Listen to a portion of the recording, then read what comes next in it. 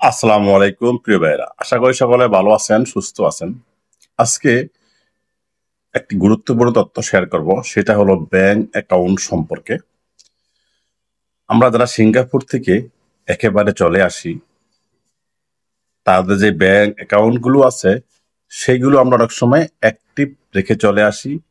এমনকি সেই ব্যাংকের যে এটিএম কার্ড আছে বা মোবাইল ব্যাংকিং আছে সিস্টেমগুলো কোনো বন্ধুর কাছে দিয়ে আসি। বন্ধুটা পাম মারে যে তুই যা, তোর অ্যাকাউন্টে লাগবো আমার, এটাকে দিয়ে আসি। দেখা যাচ্ছে যে সিঙ্গাপুরে যত প্রতারণা হয়, প্রতারকরা তাদের এই অর্থগুলো এই অ্যাকাউন্টগুলো ব্যবহার করে লেনদেন করে।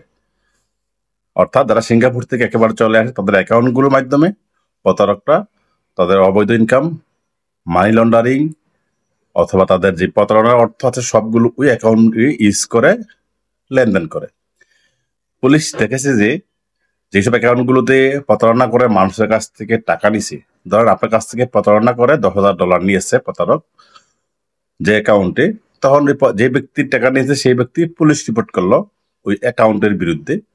পুলিশ তদন্ত করে দেখে যে ওই অ্যাকাউন্ট হোল্ডার সিঙ্গাপুরে নেই অনেক বছর যাবত। এরকম অনেক মিলিয়ন মিলিয়ন ডলার হাতিয়ে নিছে প্রতারকরা এই অ্যাকাউন্ট ইউজ করে। তা সিঙ্গাপুর সরকার ডিসিশন নিয়েছে যে যারা সিঙ্গাপুর থেকে একেবারে চলে আসবে তাদের ব্যাংক অ্যাকাউন্টগুলো বন্ধ করে আসা উচিত। আর যদি বন্ধ করে না আসে, ব্যাংক অ্যাকাউন্টে যদি কোনো টাকা থাকে, ধরেন আপনি সিঙ্গাপুরে চলে আসছেন, আপনার ব্যাংক অ্যাকাউন্টটি অ্যাক্টিভ আছে, এমনকি আপনার অ্যাকাউন্টে কয়েক হাজার ডলার আছে, চিন্তা করছেন যে পরে দেশে গিয়ে উঠাবো, অন্য কোনো বন্ধুর মাধ্যমে উঠিয়ে নিব, তখন এই আপনার অ্যাকাউন্টটি, যেহেতু আপনি সিঙ্গাপুর থেকে একেবারে চলে আসেন, আমার কাছে রিপোর্ট চলে যাবে। একেবারে চলে আসলে তখন আপনার অ্যাকাউন্টটি যে কোনো সময় বন্ধ করে দিতে পারে। আপনার অ্যাকাউন্টে যে টাকা ছিল ওই টাকাগুলো হারাবেন, অ্যাকাউন্টও ক্লোজ হয়ে যাবে।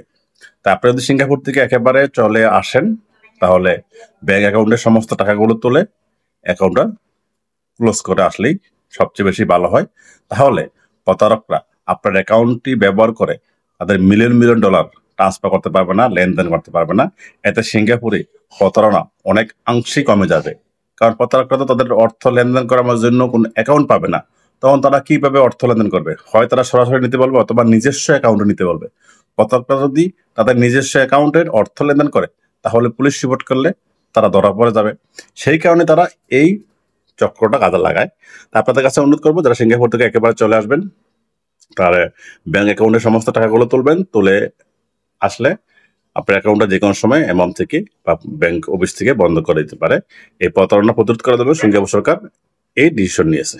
সকলে ভালো থাকুন। আসসালামু আলাইকুম।